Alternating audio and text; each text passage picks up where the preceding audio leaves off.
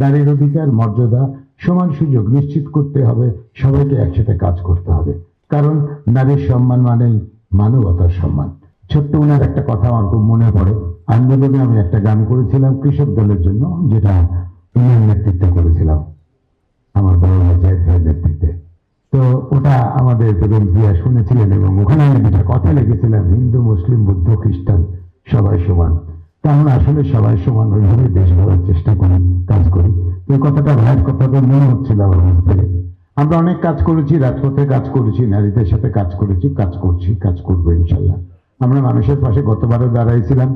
গতবারে আমরা একটু বেশি মানুষকে হেল্প করতে পেরেছিলাম। তো এবার যখন আমরা ক্ষমতায় এসেছি, তো আমাদের হেল্প করার সাহসটাও কমে গেছে। কারণ এমন ভাবে সবকিছু হয়েছে, কারো কাছে চেলে যার কাছে আছে সে দেয় না, আর যার কাছে নাই সে চেষ্টা করে। পাঞ্জাবের জগতে একটি বিশ্বস্ত নাম শাবাব এথনিক ওয়্যার। বিষয়টি এখন দাঁড়াইছে এখানে আজকে যে আমরা সবাই মিলে করলাম, এখানে যারাই আছে এখানে আমাদের সামনে, তারাই কিন্তু একটু একটু একটু একটু করে আমাদেরকে হেল্প করেছে। যে হেল্পটা কিন্তু আমরা ওই দুঃখী মানুষদের পাশে আমরা ঈদের ইফতার হিসেবে দিতে পেরেছি। তো আমরা জাহিদ ভাইকে আমি আশ্চর্য হয়ে গেছি, সবার ঠিকানা নিয়েছেন এবং যারা বলবে মানে দিতে পারেননি তারা দিবেন। আমার এই জিনিসটা আশ্চর্য হচ্ছে। এটাই হলো ভাই। মানুষ বাঁচবে কয়দিন, মানুষের পাশে মানুষকে থাকতে হবে, মানুষকে পাশে রাখতে হবে। এটা আমার বর্তমান